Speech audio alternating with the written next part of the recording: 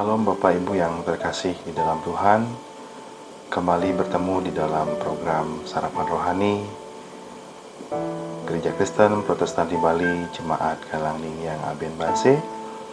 Pada hari ini, hari Jumat 3 Januari 2025, masih di dalam suasana tahun yang baru. Tentu apa yang kita sudah harapkan dan cita-citakan untuk di tahun yang 2025 ini, saya mendoakan untuk kita semua supaya semuanya akan bisa tercapai di tahun yang baru ini, dan apa yang sudah terlewati di tahun 2024 semoga kita bisa evaluasi dan kita akan perbaiki untuk menjadi harapan yang baru di tahun yang baru ini. Pada hari ini, sebelum kita melakukan aktivitas, saya mengajak kita semua untuk mendengarkan firman Tuhan, mendengarkan sapaan Tuhan melalui firman-Nya pada pagi hari ini. Namun sebelumnya saya mengajak kita semua untuk datang kepada Tuhan. Mari kita bersatu di dalam doa. Ya Allah Bapa kami yang bertata di dalam kerajaan surga yang mulia, kembali Tuhan di tahun yang baru kami datang ke hadirat-Mu yang kudus ya Bapa. Kami bawa segenap kehidupan kami yang boleh kami lalui di tahun 2024, dan kami menyongsong tahun 2025 ini dengan semangat yang baru yang kami alaskan hanya di dalam nama Tuhan kami Yesus Kristus, sehingga semua yang akan kami lalui di tahun 2025 ini hanya seturut dengan kehendak-Mu dan rencana-Mu Tuhan di dalam kehidupan kami. Ya Bapa di sorga, pada pagi hari ini sebelum kami mendengarkan sapaan dari firman-Mu Bapa, biarlah Engkau yang mengurapi dan melengkapi kami, melengkapi telinga kami, sehingga kami boleh mendengar dan boleh akan melakukan firman-Mu di dalam kehidupan kami sehari-hari Bapa di sorga. Terima kasih ya Bapa di sorga, kiranya Engkau memberkati kami pada hari ini. Berfirmanlah karena kami telah siap untuk mendengarkan. Terima kasih ya Bapa. Haleluya. Amin. Pada hari ini Jumat 3 Januari 2025, bacaan firman kita terambil di dalam Bilangan 23 ayatnya yang ke-19. Beginilah sabda Tuhan. Masakan ia berfirman dan tidak melakukannya, atau berbicara dan tidak menepatinya? Kemudian ayatnya yang kedua terambil di dalam Matius 7 ayatnya yang ke-24. Dikatakan bahwa setiap orang yang mendengar perkataanku ini dan melakukannya, ia sama dengan orang yang bijaksana yang mendirikan rumahnya di atas batu. Pada hari ini kita akan mendengarkan firman Tuhan dengan tema mendengar dan melakukan. Kalau kita boleh merenung Bapak Ibu Saudara sekalian, pada awal tahun ini, jika kita boleh merenung, sudah berapa lamakah kita menjadi orang yang percaya kepada Tuhan Yesus, atau yang disebut dengan orang Kristen? Sudah berapa lamakah kita menjadi orang yang Kristen? Sudah berapa lamakah kita menjadi orang yang percaya kepada Tuhan? Tentu telah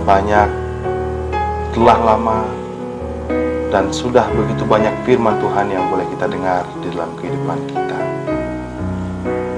Tiap minggu, tiap Kamis, tiap hari kita boleh mendengarkan firman Tuhan. Namun yang perlu kita renungkan bersama adalah, sudah berapa kalikah kita melakukan firman itu dalam kehidupan kita? Adakah kita hanya mendengar dan itu menjadi suatu angin lalu dalam kehidupan kita, tanpa sedikit pun kita melakukannya di dalam kehidupan kita? Tentu di tahun yang baru ini menjadi awal untuk kita bisa merenungkan firman ini bersama-sama. Akankah kita menjadi seorang Kristen yang hanya mendengar dan tidak melakukan firman-Nya? Mari kita renungkan bersama-sama Bapak Ibu. Di dalam Matius 7 ayatnya yang ke-24 ini dikatakan bahwa Tuhan membedakan orang-orang yang mendengarkan firman-Nya ke dalam dua kelompok, Bapak Ibu. Kelompok yang pertama adalah setiap orang yang mendengarkan firman Tuhan dan melakukannya. Tuhan Yesus mengumpamakan hal tersebut adalah sebagai orang-orang yang membangun rumah di atas sebuah batu. Walaupun turun hujan, banjir, angin melanda, rumah itu tidaklah rubuh, sebab didirikan di atas dasar yang teguh. Sehingga Tuhan menyebut orang itu sebagai seorang yang bijaksana. Orang-orang seperti ini adalah orang-orang yang di saat ada badai di dalam kehidupannya, ia tetap teguh di dalam pendiriannya kepada Tuhan Yesus. Kemudian yang kedua, kelompok yang kedua adalah setiap orang yang mendengarkan firman Tuhan dan tidak melakukannya. Mereka itu diumpamakan seperti orang yang bodoh, yang mendirikan rumahnya di atas pasir. Kemudian turunlah hujan, datanglah banjir, lalu angin melanda rumah itu, sehingga rumah itu akan roboh. Dan hebatlah rusak dari rumah itu. Jadi kelompok yang kedua ini diibaratkan sebagai orang-orang yang di dalam perjalanan kehidupannya dia mengikut Tuhan, namun di saat Tuhan izinkan badai cobaan datang dalam kehidupannya, dia lari, dia tidak mau mendekat kepada Tuhan dan dia tidak setia. Itulah dua kelompok yang Tuhan boleh gambarkan untuk bagaimana kita mendengarkan firman Tuhan. Apakah kita menjadi kelompok yang bijaksana ataukah kelompok yang bodoh, kelompok yang kokoh ataukah tidak kokoh, kelompok yang setia ataukah tidak setia. Tentu di awal tahun ini adalah awal yang sangat baik untuk kita renungkan bersama-sama, Bapak Ibu. Kita akan menjadi orang Kristen yang mau taat dan setia kepada Tuhan, atau hanyalah orang-orang yang hanya ikut-ikutan saja, hanya sekedar saja menjadi seorang Kristen. Tentu ini adalah perenungan yang sangat baik untuk kita pakai setahun ke depan ini untuk menjadi bahan perenungan kita, dan alangkah baiknya kita mampu menjadi seorang yang setia kepada Tuhan. Mendengar dan melakukan firman Tuhan adalah dua hal yang berbeda. Namun hendaknya dalam hidup kita keduanya bisa berjalan bersama-sama. Di dalam surat Yakobus dinyatakan, tetapi hendaklah kamu menjadi pelaku firman dan bukan menjadi pendengar saja. Sebab jika tidak demikian, kamu menipu dirimu sendiri. Dan Yakobus 1 ayatnya ke-22.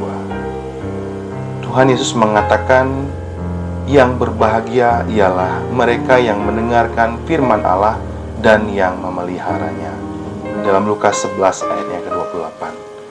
Oleh karena itu Bapak Ibu, pada pagi hari ini saya mengajak Bapak Ibu bersama-sama merenungkan, jadilah orang yang pandai di dalam mendengarkan firman Tuhan serta memelihara dan melakukannya di dalam kehidupan kita sehari-hari, sehingga kita akan memiliki iman yang kokoh, iman yang teguh di dalam Tuhan Yesus, sehingga di dalam saat terjadi masalah yang besar di dalam kehidupan kita, gelombang masalah yang besar, sakit penyakit yang besar, kita akan mampu berdiri kokoh di dalam iman dan percaya kepada kita kepada Tuhan, karena kita yakin dan percaya kita memiliki Tuhan yang dahsyat. Sakit penyakit itu tidak akan mampu merenggut segala sesuatunya yang Tuhan sudah beri, karena Tuhan telah memberikannya dengan amat sangat baik. Selamat Bapak Ibu. Saya mengajak Bapak Ibu untuk mendengarkan firman Tuhan dan juga melakukannya di dalam kehidupan kita sehari-hari di tahun yang baru ini, setahun ke depan, sehingga nanti kita akan bisa merefleksikan di tahun yang ke depan kita sudah mampu melakukan firman itu di dalam kehidupan kita. Baik Bapak Ibu, sekian perenungan firman Tuhan kita. Saya saya akan mengajak Bapak Ibu untuk berdoa dan beberapa pokok doa yang kita naikkan bersama-sama. Mari kita bersatu di dalam doa. Terima kasih ya Bapa atas perenungan firman yang boleh kami renungkan bersama pada pagi hari ini. Terima kasih Tuhan atas penyertaan-Mu yang menyertai kehidupan kami di tahun 2024 yang begitu sangat hebat boleh kami lalui, dan kami telah tiba di tahun 2025 ini dengan keadaan yang selamat. Ini semua adalah berkat kasih karunia-Mu dari Tuhan Yesus saja. Biarlah semuanya ini akan boleh kami tanamkan di dalam kehidupan kami, di dalam diri kami masing-masing, bahwa kami senantiasa akan tetap berdiri kokoh di dalam Tuhan Yesus di tahun yang baru ini, sehingga kami akan boleh melalui setiap pergumulan dan permasalahan kehidupan kami di tahun 2025 ini tentu dengan bersama dengan Tuhan Yesus saja. Ya Bapa di sorga, kami teringat Bapa dengan saudara-saudara kami yang di dalam kelemahan tubuh. Biarlah kiranya Engkau di tahun yang baru ini Tuhan, Engkau boleh memperbarui setiap sel-sel di dalam tubuhnya. Sakit penyakitnya Tuhan Engkau boleh angkat Tuhan.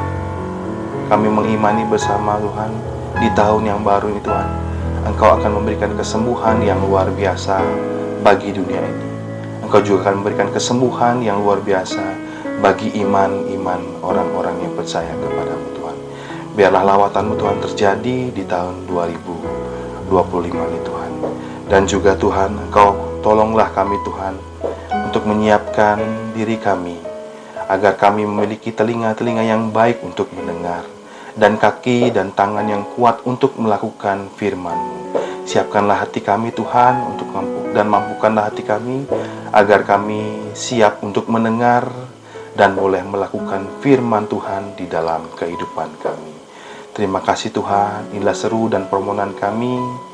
Biarlah segala kekurangan kami Tuhan yang melengkapi dan Tuhan yang menyempurnakan.